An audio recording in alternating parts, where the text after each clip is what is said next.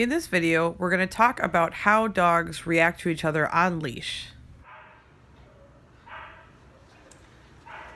Hi, my name's Sarah. My name is Molly. Hi, I'm a golden doodle and I like everyone. Me too. I just want to meet everybody. I'm so happy. Do you want to be my friend? Sure. I would love to be your friend. Oh my God. Today, we did some triggering work with Goldie. We were told that when a dog barks, it has a tendency of putting her over the edge. So we brought in Callie, a German Shepherd who likes to hear her own voice, to create more of a focus point for Goldie so that we can help this happen to learn how to train it out. Callie, the German Shepherd, considers herself more of an alpha female.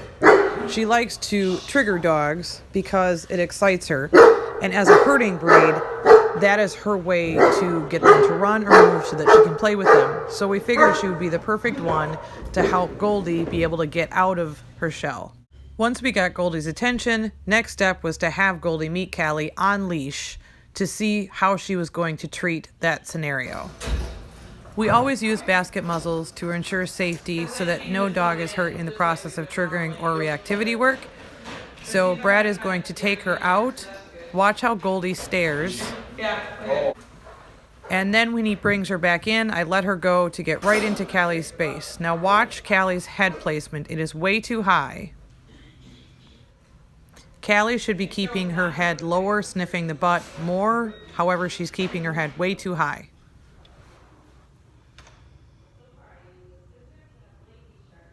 What are you doing here? Why are you looking Get out of my face! It causes Goldie to get nervous and react.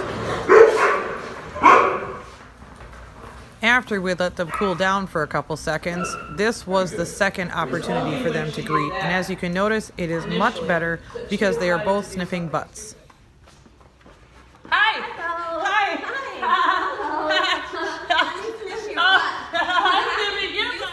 Teaching good leash manners is the key, but keep in mind, however, this is not a play group that is recommended because Callie does not have the right intentions and Goldie is still trying to improve her confidence when greeting dogs on leash. So at this point, we would definitely make sure that she is moving forward by meeting the right dogs. We took Callie out and brought her back in to do another greeting. And this time, we're going to let them decide how they feel about each other after some training has happened. They come up to each other, sniff each other's butts. At one point, stop and kind of give each other a look. Callie decides to look away instead of creating a confrontation, and that diffuses the entire situation, which is perfect. As you notice, Goldie is making a choice to not go forward towards Callie and just redirect herself in a positive manner. And Callie is being controlled by Brad to make sure that she's not making any bad choices. So all in all, very good opportunity. Once we did some on-leash work, we decided to do off-leash work. We then put muzzles on both dogs to ensure safety and that if they had any bad ideas, absolutely nothing can happen. When you are socializing dogs with new dogs and you are unsure what their decisions are going to be, it is always best to put a basket muzzle on. At this point, I dropped the leash, let her go up to Callie, and Callie is also on leash, but it's dropped so that we can watch their behavior. It was pretty low key, so I brought out Juliet, the Weimaraner, to stir it up a little bit. Now watch what happens. Stirring up the pot and creating more movement is what created what you're going to see in 1 second.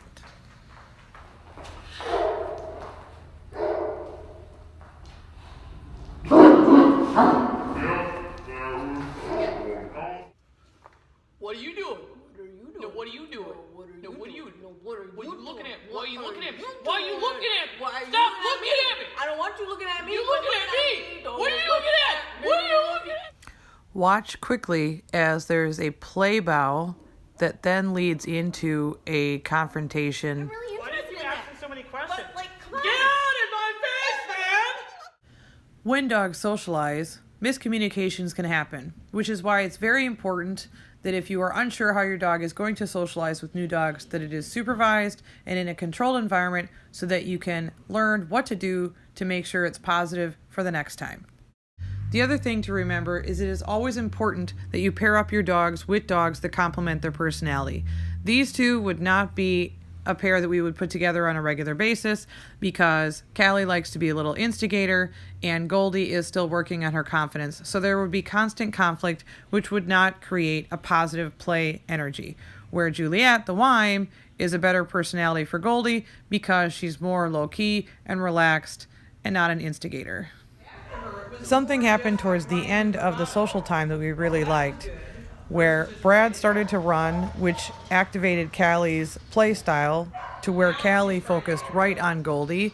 Goldie then decided to ignore her and really pay no attention to her while Callie was headbutting her and trying to get her to move. So while Goldie was not paying attention to her and ignored her completely, Callie did not take the hint, wanted to keep trying to press to see if she could get Goldie to react, and Goldie continued to ignore. Callie still continued to push a little bit forward and just stare at her, low growling, while Goldie did absolutely nothing. We then introduced Goldie to a second German Shepherd, who is a lot more dog social and does not have a whole lot of dominance. Even though he wanted to focus more on Juliet because she was running, he did not pose a threat to Goldie, and she did very well. One of the things that Goldie does do very well with is she sniffs butts versus going straight to the dog's face. This encourages a better greeting. So all in all, she has done very well today with her socialization skills. The other recommendation we have is when you're pairing dogs in a household, it is always best to pair male and female. Now you can have two females in a household or two males in a household, but it is an easier transition to bring in a female when you already have a male or bring in a male when you already have a female. It is just an easier fit. In this case, Goldie is more interested in him because he is a boy versus interested in Callie because she's a female. After our training session today with Goldie, with dogs that we can trust in a controlled and safe environment, we have now learned more about her triggers and how she can be successful in her new home. By consistent training over the next week, we can help her new owners understand how to work with her and how to make sure that she has a positive viewpoint in her home and in public.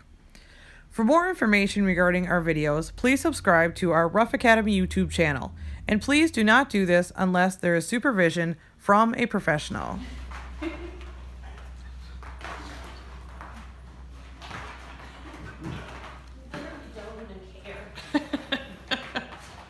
I really don't care, but I love you so much.